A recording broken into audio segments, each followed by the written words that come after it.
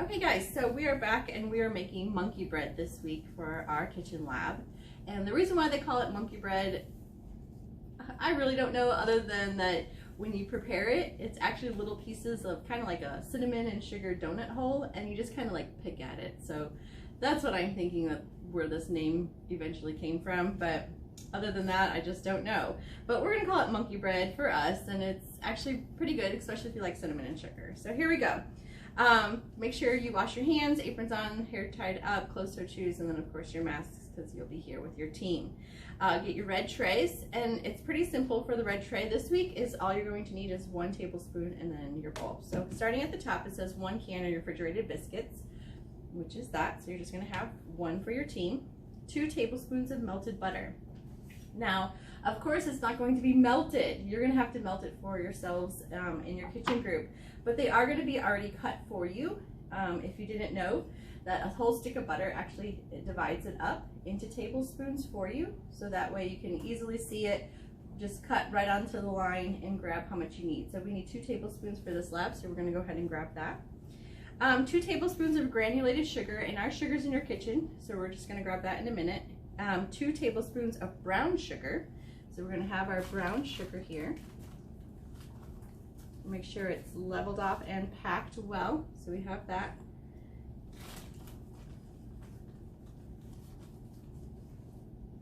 Our 2 tablespoons of brown sugar. And then last but not least, 1 tablespoon, same spoon that again, of cinnamon.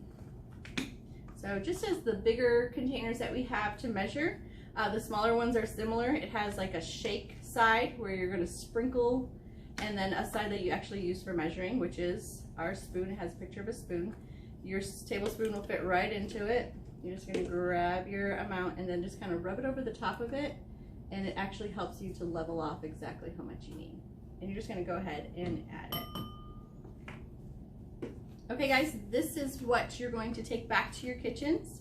And then we will continue on to see what we're going to do next. Okay, so we're back in our kitchen. We measured our 2 tablespoons of sugar, and we just added it to our sprinkle here, and that's what our mixture is. Now the directions says to go ahead and preheat your oven. So we went ahead and did that. As far as your ovens goes, you're just going to hit bake. It's going to tell you how much as far as the temperature, which is 350. So you use these up and down arrows to figure out if you need to raise the temperature or lower it, and then you hit start. Okay, if you don't hit start, it's never going to go ahead and start for you, and you're going to be waiting and waiting and waiting for your ovens to be preheated. And it's important that you preheat, because that way when you're done with all this process, you can directly put it into the oven and you'll have more than enough time to eat. Okay, so that is going ahead and preheating for us. So we're going to go on and to move on to the next step. It tells you to go ahead and you're going to spread a tablespoon of shortening in the bottom of the pans. You're going to have 2 choices of pans, the smaller one and this larger one. They're called bundt cake pans, but it doesn't matter which one you grab. Okay, why? Because you only have the 1 container of biscuits. So just because you grab this big pan does not mean that you're making more for everybody at your table. Okay, that's not how it works. So you and your group, you can decide which one you want. And then you're going to go ahead and you're going to grease the pan. The pan spray is going to be out, and because you are baking, and most people make the mistake and they grease the top part right here, your product is going down below. Okay, gravity makes it fall down below. Yes, it's going to rise up, let's say, to the edge, but to grease most of it, it really needs to go right into the bottom of the pan to make sure that that part's not going to get stuck to. Okay, so we're just going to lightly grease the top there, but for the most part, we took our time on the bottom part. Okay, so our pan is greased, and you have to grease it pretty much right away because you're going to go ahead and get started. You're going to open up your biscuit cans, just like the direction says. It tells you where to peel, and you're going to peel it, and then it tells you to, directions tell you what to do. It tells you to press it, and it's going to pop open, just like that. There's no reason to hammer it on the side of the countertop, because again, if you cannot open a can of biscuits, then maybe it's time for you to go to the gym and start working out those arm muscles, and hopefully be strong enough to open up a can of biscuits, because that's definitely not as powerful as you think. Okay, so we have our biscuits out of our pan. Yay. And now it tells you for each biscuit you need to quarter. What does that mean? Well, a quarter something means to cut it into 4 pieces. You just need a butter knife out. So you're going to take each biscuit and literally going to cut 1 in half and then cut those halves in halves. So now I have 4 pieces for each biscuit. So that's why it's quartered, okay? Directly what you're going to do is you're going to take each biscuit piece, we're going to roll it, and we're going to drop it into our cinnamon and sugar mixture so it's coated well, and then you're just going to drop it into your pan. And you're going to do this process until all of the biscuits have been cut, have been coated, and are in our pan before we go any further. So we're going to jump ahead. Okay guys, so we went ahead and circled our dough on the bottom, and it's covered in cinnamon sugar. You're not going to use probably all our mixture that we have, but you can always sprinkle it a little bit around just to finish it off on top, okay? The next step to go ahead and melt your butter. This is 100% microwavable safe. As far as the other things in your kitchen, you know, it could be questionable, but for the most part, all of your soup bowls is also microwavable safe. But in this case, I suggest probably to make sure that's 100%. So you're gonna drop it in here, and before you put it in the microwave for a few seconds, I strongly suggest that you cover it, because if it does start popping and exploding, you're gonna have a huge mess to clean up, and I will be checking the microwaves to make sure that they're clean before you leave. So you're gonna drop it into your microwave. You're going to set it for about 30 seconds, tops, basically 30 seconds tops at a time, so that way it is melted. Give that to the dishwasher here to wash. And then we're going to, literally, you're just going to drizzle it around on top. Now, in the directions it says you can put a layer of butter, add the rest of the biscuits, add a layer of butter, and do it that way. I guess that would be more if you had more than 1 biscuit can, which you can do this at home. So once you're done, if you do like this dish, something that you can do at home would be prepare it with about 2 packages of biscuits. So that way it's like a huge amount for everyone to have. And I'll show you what it's going to look like at the end. It's kind of neat. So our butter is ready. Take our spoon here, just kind of make sure it's all melted as much as we could.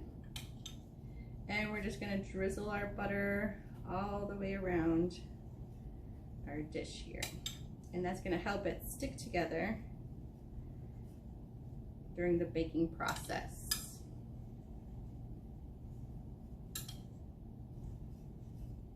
Okay. All right, and you can always finish it off with some more cinnamon and sugar. It's not going to hurt it, trust me.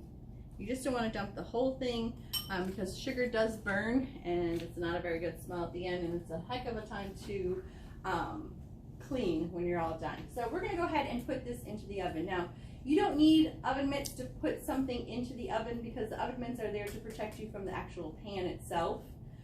It's not there to protect you necessarily from the oven, but from the pan itself. If you feel more comfortable because you're just not sure and comfortable with the oven, yes, you can use the oven mitts. They're located next to our towels, but otherwise, to put something in the oven, you don't need to have your mitts on. So the correct way is to make sure that your oven is completely opened. A lot of times people make the mistake of only opening up halfway, and that's definitely not going to, that's not a safe way to do it. So we're going to go ahead and open it all the way. We're going to place it on the top rack, and then you're going to go ahead and set your timers. You can set your timers on your phone, you can set the timer on here, and it's only going to take maybe about 15 minutes tops. Okay, so we're going to go ahead and get our dish out of the oven. These are the oven mitts, and they're located next to the towels there, as I said. Now, they are definitely important for taking something out of the oven, and that's exactly what we're doing. Same way, you're going to open up the oven door open all the way, and then you're going to pull out the rack to make sure that our dish is hot and ready to go. So you're just kind of looking for little cracks and puffiness of our dough. which I see. And then we're gonna actually kind of leave our oven mitts on for the second process. And because it's in this pan, you're going to actually put your plate right on the top of your pan. The pan is still hot, guys. Don't forget that. You're gonna grab each side and you're gonna flip it over. And now, you're gonna make sure that your oven is off. And this is our final product. So like I said before, you can make it with 2 biscuit containers. So then it'll be double the size. You can put a little holly leaf next to it, like a little wreath. And then it'll be awesome to have on your Christmas even breakfast table or lunch table or dinner table. It's actually pretty fun. Okay, guys? Now we're gonna go see what the teachers think of our dish. Okay, so you're gonna try our monkey bread product and let's see what you think. Okay. Texture's nice.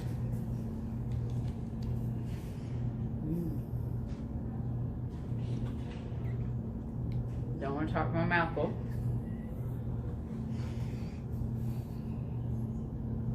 Okay, I think that is delicious. Just the right hint of cinnamon and sugar. Texture very nice, not too chewy.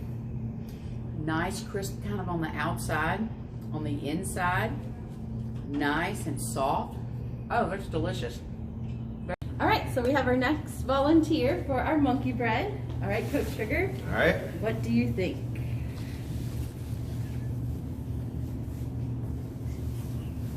Simple, sweet,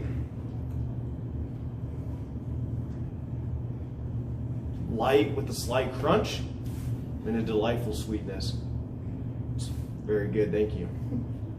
All right, we have our next test taster, Dr. Ingram. What do you think?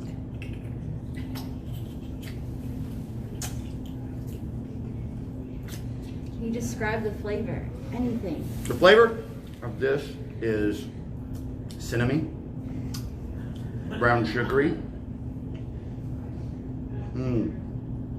Tastes like a primate of some sort, like a monkey. I would say that the texture now is both dense and soft. It's very moist and delicious. Thank you. Thank you. Thank you so much. All right, Mr. Sailors, what do you think of our monkey bread?